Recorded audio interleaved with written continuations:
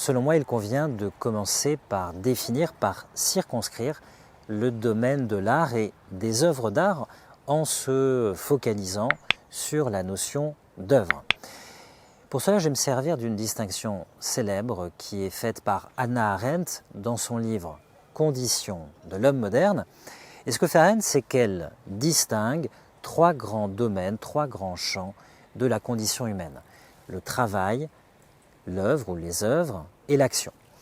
Alors le travail, c'est l'activité humaine liée à la production, liée à la fabrication, activité biologique, activité physique, intellectuelle. C'est la mobilisation des forces humaines dans l'activité que font les êtres humains.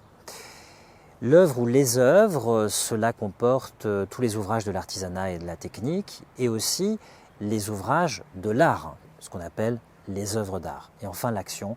Alors l'action, je ne vais pas trop m'étendre là-dessus, c'est ce qui concerne ce que font les êtres humains dans le champ social aux yeux des autres et qui ne produit pas nécessairement un objet. On peut penser à l'action politique, l'action législative par exemple, l'action oratoire, le fait de faire un discours, l'art oratoire, l'éloquence, ou bien l'action sur le champ militaire par exemple. Alors je reviens à cette notion d'œuvre. Dans les œuvres, il y a évidemment deux sous-catégories. Il y a l'artisanat, il y a l'art au sens strict. Autrefois, on parlait des beaux-arts pour les distinguer de l'artisanat. On disait aussi les arts libéraux. Alors, dans les deux cas, il y a évidemment un ouvrage, une œuvre qui est produite, qu'il s'agisse d'artisanat ou d'une œuvre technique ou qu'il s'agisse des œuvres d'art.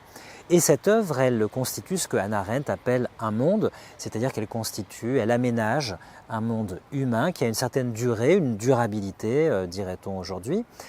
Mais il y a un fait particulier de l'œuvre d'art qui fait qu'elle se distingue des ouvrages de l'artisanat, c'est que les ouvrages de l'artisanat ou de la technique, ils ont pour but, je dirais, de servir, ils ont une valeur d'usage, ils ont pour but d'être utilisés, donc d'être usés, si ce n'est détruits.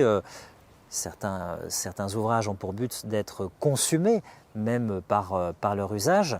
On n'est pas forcément dans le domaine de la consommation, hein, mais on est dans le domaine de l'utilisation. Alors que les œuvres d'art, c'est tout autre chose.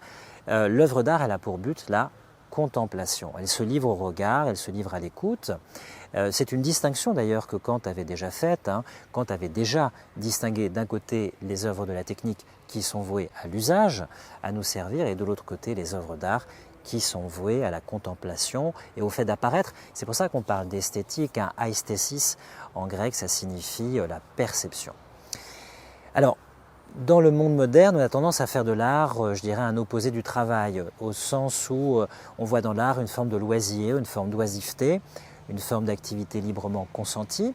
C'est vrai que ça fait écho un peu à cette catégorie traditionnelle des arts libéraux.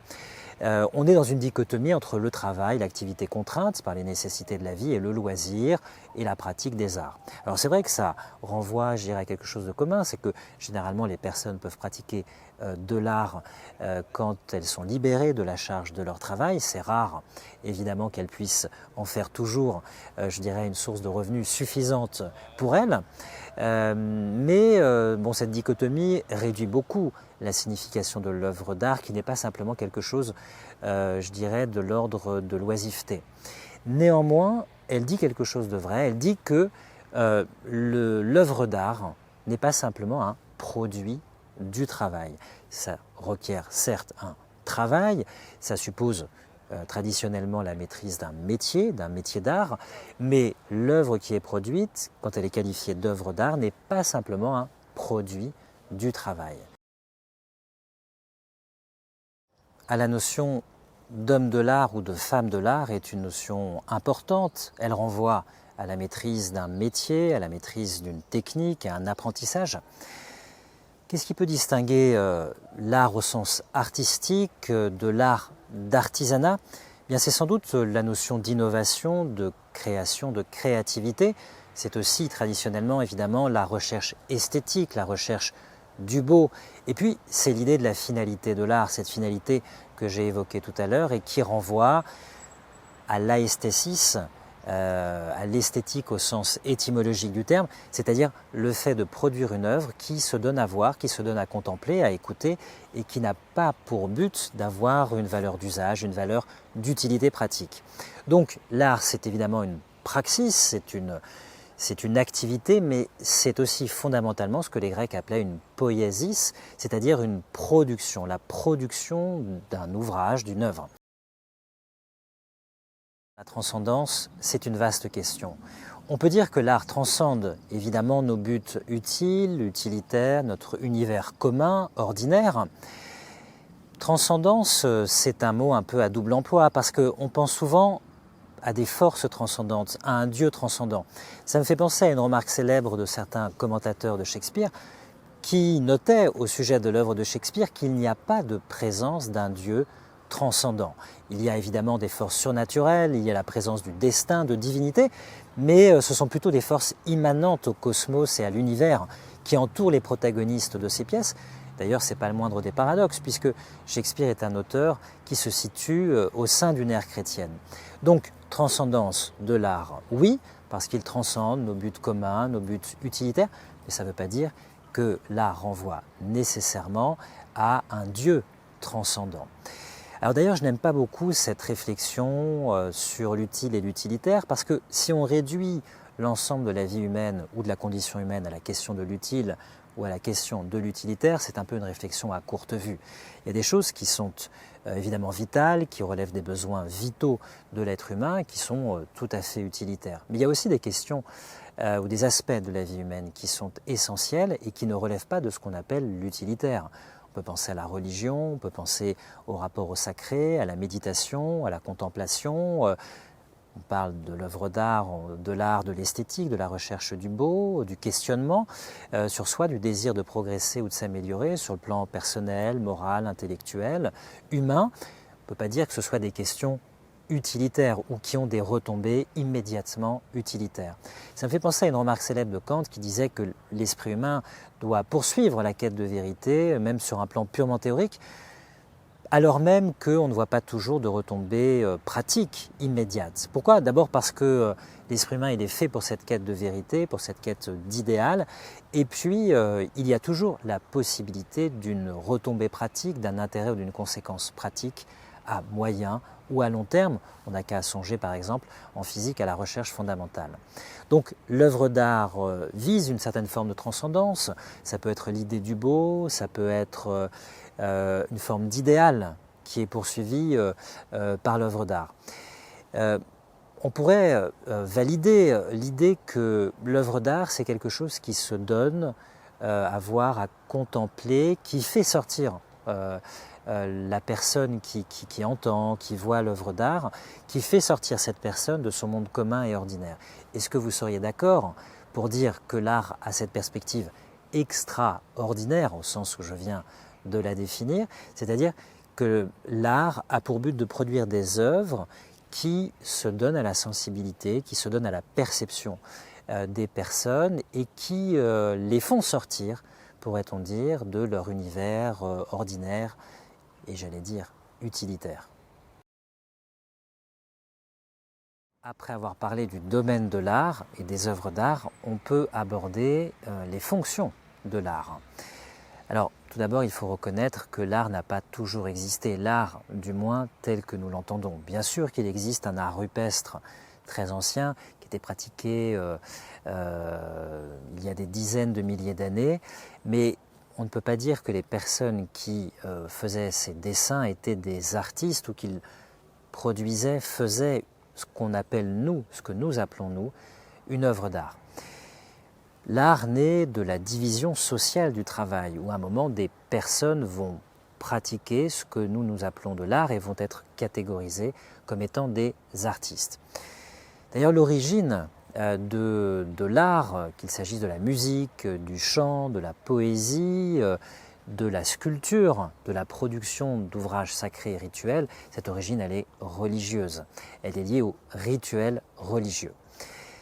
Il y a de nombreuses fonctions de l'art. Je viens de mentionner la fonction rituelle ou sacrée. Alors, l'art n'est pas toujours lié à à une religion ou à une religiosité. Il peut même y avoir une religion de l'art en tant que telle, c'est-à-dire on peut faire de l'art une religion, on peut avoir une religiosité, une forme de sacralisation de la beauté ou de l'art. On peut penser à Marcel Proust par exemple, qui a ce type d'approche, ce type de mentalité, cette sensibilité qui le conduit à sacraliser presque les œuvres d'art en tant que telles, indépendamment, je dirais, de leur signification relevant d'un certain mysticisme. Donc il y a une fonction sacrée, il y a une fonction rituelle, en témoignent par exemple les cathédrales ou les mosquées. Il y a une fonction politique, évidemment, de l'art. Il y a une fonction mimétique. Comment dirais-je, la fonction traditionnelle qu'on a assignée à l'art en Occident à partir des Grecs, c'est la fonction de représenter, d'imiter la réalité, de produire une représentation vraisemblable, ressemblante de la réalité. Il y a une fonction aussi cathartique, c'est-à-dire que on peut considérer que l'art nous permet d'ériger des modèles, de purger certaines passions. L'art a aussi une fonction thérapeutique. L'art a une fonction même existentielle. On peut, à travers l'art, rechercher une forme de vérité. On peut rechercher une certaine forme d'immortalité. On peut penser au célèbre poème d'Horace, Exegi monumentum aere perennius. J'ai érigé un monument plus durable que l'airain. Horace écrit ce poème, il est dans les Odes. Pourquoi? Parce que évidemment le poème d'Horace a survécu à Horace lui-même et au monde romain. On lit toujours Horace alors que le monde romain, certes, nous a laissé des vestiges, mais n'est plus en place. Donc une fonction existentielle, une fonction sociale de transmission des savoirs, une fonction de contestation, de revendication aussi, et puis une fonction mercantile, puisque l'art est devenu un marché, enfin depuis longtemps. L'art a donné lieu à un marché, c'est ce qui permet de conserver de la valeur, de transmettre de façon patrimoniale de la valeur. La fonction traditionnelle de l'art, c'est la fonction mimétique, c'est la fonction de représentation vraisemblable, c'est-à-dire la capacité à refléter la réalité, à refléter ou à représenter la nature, presque comme dans un miroir, pourrait-on dire. Avec cette ambiguïté fondamentale qui est que on ne sait plus où est la perfection de l'art dans la tradition classique qui se donne pour but de représenter la réalité. Est-ce que la perfection de l'art, c'est d'imiter parfaitement la nature ou la réalité, ou bien c'est de chercher quelque chose de plus parfait que la nature et de tendre vers l'idéal? Il y a quelque chose qui est un petit peu ambigu parce que les artistes ont souvent cherché à produire le maximum de beauté, souvent en stylisant, en simplifiant ou en sublimant la réalité. Donc on tombe dans ce paradoxe qu'à la fois on cherche à représenter parfaitement le réel ou la nature et qu'en même temps on cherche quelque chose de plus parfait que la nature. On le voit très bien par exemple dans cette ambiguïté fondamentale de l'œuvre d'art qui est qu'on peut faire du beau avec du laid, on peut représenter de belle manière un objet ou une personne qui n'est pas belle et donc on peut faire une belle œuvre en représentant quelqu'un ou quelque chose de laid. Donc effectivement cette question de la fonction traditionnelle de l'art, elle a beaucoup pesé dans toute la tradition. Il faut vraiment l'avoir à l'esprit quand on aborde cette question de l'œuvre d'art, notamment quand on aborde tous les siècles passés. Évidemment, à partir de la fin du 19e et au 20e siècle, l'art s'est affranchi de cette fonction mimétique, de cette fonction de représentation, mais on peut dire qu'elle a été, j'allais dire la clé de voûte, qu'elle a été l'inspiration principale de l'art, ce qui n'a pas empêché évidemment l'art, comme je le disais, d'opérer des stylisations et de s'affranchir aussi, de s'écarter d'une représentation purement mimétique de la réalité. Donc c'est une fonction traditionnelle à bien avoir en mémoire. Il y a tout de même une qualification, un statut juridique de l'œuvre d'art, un statut particulier. Alors on sait que la fiscalité concernant le legs, la transmission des œuvres d'art est une fiscalité particulière qui est différente de celle qui touche d'autres biens. Alors est-ce que cette différenciation est due simplement à des intérêts patrimoniaux? C'est une question juridique, je dirais, d'intérêt. Ou bien est-ce que ça renvoie à un statut particulier de l'œuvre d'art en tant que telle? Et je pense notamment à une distinction entre la valeur et le prix. La valeur d'une chose, notamment la valeur d'une œuvre d'art et le prix qu'on peut y mettre ou qu'on peut y apposer, et qui en plus peut varier à travers le temps selon l'état du marché et les cotations. On sait très bien, je prends un exemple, que toute valeur vénale d'un bien, même commercialisable, n'est pas équivalente au prix. On le voit quand un bien, je prends l'exemple d'un bien immobilier, est surcoté, et quand on essaye de le vendre. Alors évidemment, on voit que la valeur vénale n'est pas égale au prix qu'on a apposé sur le bien et qu'on espérait, je dirais, tirer du bien. Donc il y a de toute façon toujours une différence entre la valeur, y compris la valeur vénale, et le prix, la cotation, pourrait-on dire. Mais il y a une différence plus profonde entre la valeur et le prix. Peut-être que l'œuvre d'art, elle a une valeur qui n'est pas réductible à son prix, à ce qui est commercialisable, à ce qui est mercantile dans son cas. Je prends un exemple qui est celui du mobilier national. C'est un enjeu symbolique, c'est un enjeu, j'allais dire patriotique, politique, qui renvoie à l'idée que les générations qui héritent d'un ensemble de biens qui sont désignés comme des biens nationaux relèvent d'un patrimoine et qui fait que cette génération qui hérite est l'usufruitière de ce patrimoine et non pas la détentrice, la propriétaire. Ça veut dire quoi? Ça veut dire qu'elle a la nécessité non pas d'abuser du bien qui lui est confié ou de le liquider, mais de le transmettre aussi aux générations suivantes. Et ça renvoie à cette idée d'une valeur symbolique, politique, qui n'est pas réductible au prix qu'on pourrait tirer de la vente de certaines œuvres pour des besoins budgétaires, pour des besoins de financement d'une politique quelconque à un moment donné. Cette notion d'auteur est très importante. On a parlé au début du domaine de l'art qu'on a circonscrit. On a parlé ensuite des fonctions de l'art. Difficile de parler des œuvres d'art sans parler des auteurs, des autrices ou des auteurs, eux, des œuvres d'art. Alors cette notion d'auteur, cette notion d'autorité, elle renvoie au latin, elle renvoie à la civilisation romaine, et vous qui êtes juriste, vous le savez sans aucun doute, elle renvoie à un contexte juridique lié à la République romaine. La République romaine, c'est un temps qui a précédé l'Empire, l'imperium, et c'est un temps qui a succédé à la première royauté qui a eu lieu à Rome. Alors, l'autorité ou le fait d'être auteur, ça renvoie à la notion de l'auctoritas. L'auctoritas patrum, c'était pour le Sénat romain la capacité de valider, je dirais d'entériner, les lois qui avaient été votées par le peuple réuni en assemblée, qui s'appelaient les comices. Et ça renvoyait, ne nous le cachons pas, à la volonté des grandes familles nobles romaines, les familles patriciennes, qui composaient le Sénat. Ça renvoyait à cette volonté de garder une prééminence sur le peuple et un droit de regard sur ce que le peuple pouvait voter lors des assemblées, lors des comices. Donc ça entérinait.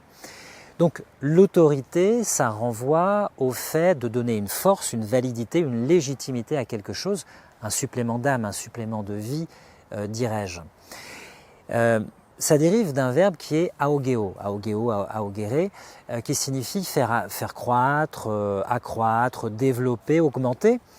Ça signifie que l'auteur, l'autrice, si on pense à l'art, par sa production d'une œuvre, augmente la réalité, enrichit la réalité par cette production, par cette œuvre. Alors évidemment, notre catégorie moderne d'auteurs, surtout d'auteurs individuels, ne correspond pas à la réalité de ce que fut l'art à travers les siècles. On peut penser aux cathédrales, c'était un ouvrage d'art collectif. Les sculpteurs individuels n'apposaient pas leur nom sous les statues qu'ils sculptaient. Il y avait bien sûr des sculpteurs individuels qui étaient connus, et ce, dès l'Antiquité. Mais on peut dire qu'il y avait des œuvres d'art collectives où les auteurs individuels étaient fondus dans cet ouvrage, je dirais, qui transcendait les individualités qui participaient. D'autres catégories d'auteurs ou d'autrices renvoient désormais à des individus qui peuvent réclamer la propriété individuelle d'une œuvre. De mon point de vue, je dirais qu'il y a deux écueils sur cette question de l'auteur ou de l'autrice d'une œuvre. Il y a, je dirais, le premier écueil qui est de faire du structuralisme pur et dur, c'est-à-dire d'aborder l'œuvre en évacuant la question de l'auteur pour se concentrer uniquement sur la structure du texte, sur les effets de sens créés par la structure et sur des parallèles de structure entre différentes œuvres. Puis il y a un deuxième écueil où là, c'est l'inverse. C'est diamétralement opposé à la première perspective. On réintroduit tellement l'auteur qu'on centre l'interprétation de son œuvre sur sa personnalité, voire sur sa vie intime, personnelle ou sentimentale. Et là, évidemment, on risque de verser dans un psychologisme qui a certaines limites. Il y a une distinction que j'aime bien au sujet des œuvres d'art, c'est la distinction entre la signifiance et la signification. La signification, c'est le contenu défini ou définissable qu'on peut donner à un énoncé, une représentation picturale, une phrase musicale, le contenu analytique qu'on peut en tirer. Et puis la signifiance, c'est l'effet de sens qui, dans le cas des œuvres d'art, des grandes œuvres d'art en tout cas, est indéfini parce qu'on peut toujours tirer un sens nouveau d'une poésie, d'une grande œuvre musicale, une émotion nouvelle, un émoi nouveau, un élan, un allant qui est neuf. Je prends un exemple très célèbre. Dans son poème Hérodiade, Stéphane Mallarmé fait dire à Hérodiade « Un baiser me tuerait si la beauté n'était la mort ». Bon, là, on a tout. On a Eros, Thanatos, on a cette réunion de la beauté, du désir et de la mort. C'est une phrase qui a à laquelle on peut donner une signification, mais qu'on ne peut pas enfermer dans une signification définie, parce qu'elle continue de faire sens, elle continue de résonner en nous, elle a un pouvoir évocateur, je dirais même invocatoire, et elle peut convoquer tout un imaginaire qui nous inspire. Donc il est évident que même pour ce qui est des œuvres romanesques ou des œuvres écrites où il y a un contenu qui joue avec les signifiants, avec les mots, une œuvre dépasse toujours l'intention signifiante de son auteur. Toutefois, je pense que liquider totalement la question de l'auteur, de l'autrice, de la référence à l'auteur ou l'autrice pose un énorme problème, c'est de couper l'œuvre de son contexte d'origine, de son contexte historique, puisque toutes les œuvres s'inscrivent dans un contexte historique. Je vais prendre un exemple. Je pense à Oedipe, à la pièce, il n'y a pas que lui qui a écrit sur Oedipe, mais enfin en tout cas, ce qui nous est conservé, ce sont les pièces de Sophocle, Oedipe roi, Oedipe à Colonne. Si on se fie à l'analyse de Freud, l'analyse psychanalytique, Freud voit un universel dans ce qui nous est raconté dans le mythe d'Oedipe, à savoir que il parle notamment des hommes, puisqu'il y a une asymétrie entre l'Oedipe des hommes et celui des filles. Je ne vais pas rentrer dans cette question maintenant, mais il nous dit que ça représente le désir de possession sexuelle que tous les petits garçons ont eu vis-à-vis de leur mère et du fait de vouloir liquider leur premier rival qui était le père ou toute figure paternelle ou masculine qui pouvait être identifié comme étant, je dirais, entre guillemets, le jouisseur ou le possesseur de la mère aimée. Donc c'est une interprétation psychanalytique qui tire un contenu de sens universel à partir de la pièce de Sophocle. D'ailleurs, ce qui est intéressant, c'est que Freud a hésité avant de choisir un nom pour son complexe et de l'identifier à la pièce de Sophocle ou au mythe d'Oedipe. Mais quand on lit Jean-Pierre Vernant, qui est un célèbre anthropologue, historien français, décédé il y a quelques années, Jean-Pierre Vernant fait une remarque au sujet de cette interprétation. Alors il ne dit pas qu'elle est dépourvue d'intérêt, il ne dit pas qu'elle n'est pas signifiante, intéressante, elle ouvre des perspectives. Mais le sens profond du mythe d'Oedipe, selon lui, est à trouver dans le contexte d'émergence ou de développement de ce mythe. Et en l'occurrence, pour Jean-Pierre Vernant, c'est la création des cités grecques, c'est-à-dire d'une nouvelle forme d'organisation politique et de liberté politique qui succédait au régime précédent, notamment aux royautés mycéniennes. Et c'est dans ce contexte de liberté politique qu'il y a une question qui taraude les individus grecs. Quelle est ma responsabilité quand j'agis ? Sachant qu'il y a le destin des forces contraires à ma propre volonté. Et c'est dans ce contexte de liberté politique ou d'émancipation de l'action humaine, c'est dans ce contexte que se développe et que prend sens fondamentalement d'un point de vue historique, mais aussi anthropologique, le mythe d'Oedipe. Donc vous voyez que dans ce cas-là, il faut bien faire référence quand même, si ce n'est à l'auteur, puisque l'auteur est anonyme, Sophocle n'est pas l'auteur, il nous a livré des pièces, mais c'est un mythe dont l'auteur se perd, si l'on veut, dans les âges, dans le fond des âges. Si on évacue cette question, en tout cas de l'origine historique et de l'auteur qui permet de raccrocher quand même une œuvre à un contexte, on va être tenté de créer des interprétations qui vont peut-être être intéressantes, mais qui vont peut-être manquer le sens profond, si on veut, de l'œuvre. Je pense aussi aux interprétations, là aussi, très intéressantes de Claude Lévi-Strauss du mythe d'Oedipe et des comparaisons avec d'autres récits de sociétés premières. C'est intéressant, évidemment, de noter les effets de structure, les parallélismes, mais ça ne permet pas de saisir le sens profond du mythe d'Oedipe. Je prends un autre exemple, et puis je m'arrête là, c'est le mythe d'Antigone. Antigone, elle parle à tous, c'est, comment dirais-je, le sens de la justice, ressenti individuellement et personnellement dans la conscience humaine qui se révolte contre un ordre qui est perçu comme étant contraire aux valeurs portées par l'individu. Donc ça parle à tous de façon universelle. Mais le sens profond d'Antigone, Hegel nous éclaire à ce sujet, c'est la collision. C'est la contradiction entre l'ordre de la filiation clanique, la fidélité au clan, la fidélité tribale de la structure ancienne de la société grecque et le nouvel ordre des cités, l'ordre politique qui se constitue, ce qui fait l'affrontement entre Antigone et Créon. S'il y a une prétention à la propriété individuelle d'une œuvre, c'est qu'il y a une singularité dans la création. Parce que si on ne fait qu'une copie, c'est difficile de prétendre qu'on a une propriété sur la chose qu'on produit. En tout cas, on n'a pas la propriété qui est liée à l'invention de la chose qu'on fait ou qu'on produit. Alors, cette notion de propriété, elle nous vient des siècles précédents, elle nous vient notamment de John Locke, qui l'a théorisée. John Locke suppose qu'on est propriétaire de nous-mêmes.